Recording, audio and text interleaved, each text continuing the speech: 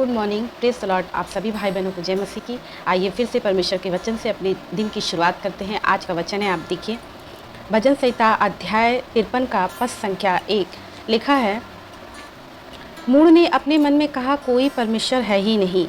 मूढ़ ने अपने मन में कहा, मूर्ख ने अपने मन में कहा कि कोई परमेश्वर है ही नहीं। इस संसार में 3 प्रकार के लोग हैं।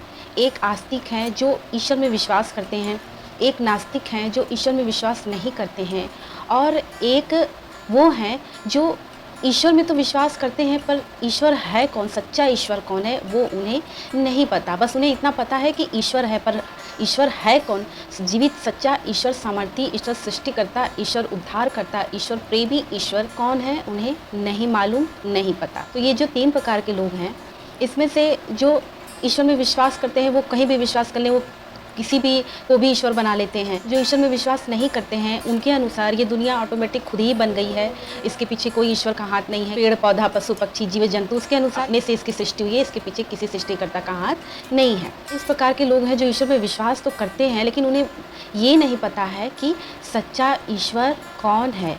कौन, देखिए परमेश्वर का वचन कहता है, वचन में देखेंगे, अगर बाइबल के अनुसार मैं बात करूँ उन लोगों से जो सच्चे ईश्वर को नहीं जानते हैं और विश्वास भी नहीं करते, यदि जान भी गए हो तो आप देख सकते हैं प्रेरितों का काम अध्याय 4 के पद संख्या 12 में लिखा है, किसी दूसरे के द्वारा उद्धार नहीं, क्योंकि स्वर्ग के नीचे मनुष्यों में और कोई दूसरा नाम नहीं दिया गया है जिसके द्वारा हम उद्धार पा सकें। वचन बिल्कुल स्पष्ट रीति से कह रहा है कि ऐसा स्वर्ग के नीचे ऐसा कोई नहीं है मनुष्यों के बीच में जिसके द्वारा हम उद्धार पा सकें, एकमात्र सिवाय यीशु मसीह के। मैंने बोला ना कि 3 प्रकार के लोग हैं, एक तो जानता है कि ईश्वर है लेकिन वो ये नहीं जानता कि ईश्वर कौन है। तो ये उसी प्रकार के लोगों, अगर ये वचन पढ़े तो उसमें स्पष्ट रीति से वचन कहता है कि किसी दूसरे के द्वारा उद्धार नहीं है, यानी उद्धार करता ईश्वर एक है। तो जो ईश्वर हमारा उद्धार करता है, सही मायने में तो आप ईश्वर उसे ही कहेंगे ना। आप उसे ईश्वर कैसे कह सकते हैं जिसके द्वारा आपका उद्धार नहीं है, जिसके द्वारा आपको अनंत जीवन प्राप्त नहीं हो सकता है, जो खुद आया पृथ्वी पर और एक दिन मरकर चला गया। हमारे प्रभु यीशु मसीह जीवित थे, प्रभु यीशु मसीह तीसरे दिन मृतकों में से जी उठे थे, जिन्होंने मृत्यु पर विजय प्राप्त की। उसके बावजूद भी बहुत से लोग सच्चे ईश्वर पर विश्वास नहीं करते हैं। लोगों ने स्वेच्छा से अपने मन पसंद के अनुसार कोई ईश्वर बना लिया और जिसे ईश्वर बना लिया उसे उद्धारकर्ता का नाम दे दिया। बहुत से लोग जीव जंतु पशु पक्षी प्रकृति की पूजा कर रहे हैं, अब उनको प्रकृति उद्धार देगा।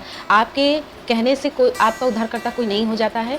सच्चा उद्धारकर्ता जीवित ईश्वर सिर्फ यीशु मसीह है, और इस पृथ्वी पर मनुष्यों के बीच में कोई दूसरा उद्धारकर्ता ईश्वर नहीं है।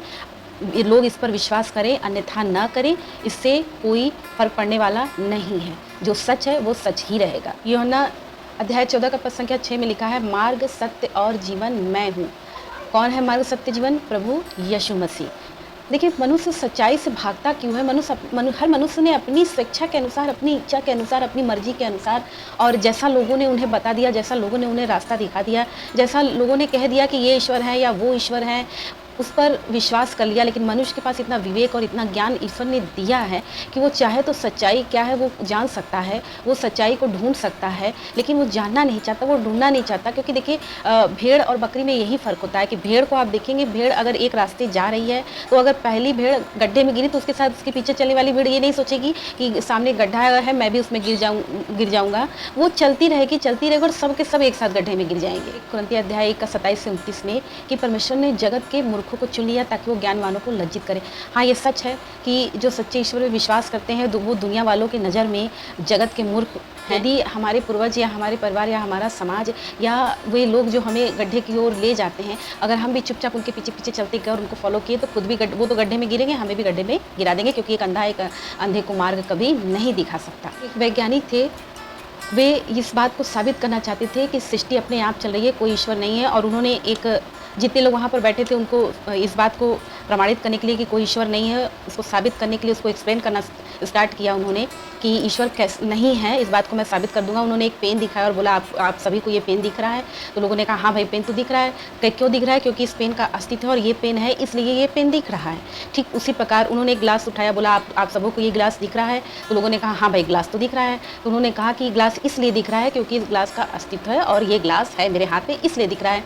ठीक उसी प्रकार अगर ईश्वर होता तो ईश्वर दिखता। तो एक छोटे बच्चे ने उठकर बोला कि आप बुद्धिमान हैं, आपको अकल है या नहीं है, हाँ या ना में जवाब दीजिए। तो उस साइंटिस्ट ने, उस वैज्ञानिक ने कहा मैं वैज्ञानिक हूँ। तो यदि मैं बुद्धिमान ना होता तो मैं वैज्ञानिक कैसे होता? तो उस बच्चे ने कहा नहीं, मुझे ये जवाब नहीं चाहिए, तो मैं भी जानता हूँ। आप सिर्फ़ इतना बताइए कि आपके पास अक्ल है या नहीं है? हाँ या ना में उत्तर दीजिए। अब तो उन्होंने कहा कि पहले तो वो जवाब देना नहीं चाहते थे, वो कतरा रहे थे जवाब देने से।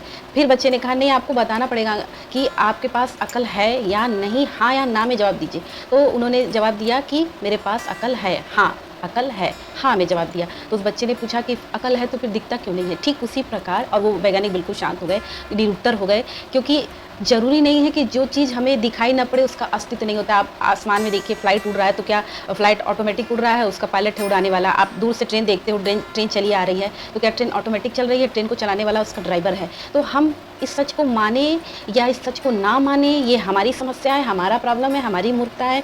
इस मूर्खतापद बातों से हम सच्चे ईश्वर के अस्तित्व को नकार नहीं सकते, इनकार नहीं कर सकते। सच्चा ईश्वर है, जीवित ईश्वर है, सृष्टिकर्ता है, दुनिया को बनाने वाले हैं। इस दुनिया को बनाने वाले एकमात्र ईश्वर हैं, जो कि उद्धारकर्ता, हर एक मनुष्य जाति के उद्धारकर्ता ईश्वर हैं। आप इस पर यकीन करें या ना करें, इस बात से सच्चाई खत्म नहीं होने वाली, सच्चाई मिटने वाली नहीं है। जो बात सच है वो बात सच ही रहेगी। तो इसलिए जो नास्तिक है, जो ईश्वर पे विश्वास नहीं करते हैं, उन्हें भी एक दिन विश्वास करना होगा। वचन कहता है कि हर एक घुटना झुकेगा, हर एक जुबान बोलेगी कि यीशु ही प्रभु है। और जो सच्चे ईश्वर पे विश्वास नहीं करते, ये विश्वास करते हैं कि ईश्वर है, एक दिन उन्हें भी सच्चे ईश्वर के सामने अपना घुटना टेकना पड़ेगा, क्योंकि सच्चा ईश्वर सिर्फ यीशु मसीह है, उद्धारकर्ता, हर एक मनुष्य जाति के उद्धारकर्ता ईश्वर सिर्फ यीशु मसीह है। आज नहीं तो कल, कभी ना कभी आपको इस सच्चाई पर यकीन करना ही पड़ेगा। उससे पहले वक्त रहते यदि आप यकीन कर लेते हैं, आप विश्वास कर लेते हैं, तो ये आपके भलाई के लिए है। और यदि आप विश्वास नहीं करते हैं तो आप भी उसी गड्ढे में जाकर गिरेंगे। जिन लोगों ने आपको मार्ग दिखाया है वो तो ऑलरेडी गिरेंगे ही। इसलिए प्रभु यीशु मसीह को अपने जीवन में ग्रहण करें। मनुष्य को एक बार जीवन मिला है, यही सही और उचित अवसर है, यही मौका मिला है। आप खुद महसूस करेंगे कि आपका जीवन बिल्कुल नया हो जाएगा और बदल जाएगा। प्रभु इन वचनों के द्वारा आप सभी भाई बहनों को आशीष दे और आपके परिवार को भी, सभी भाई बहनों को जय मसीह की।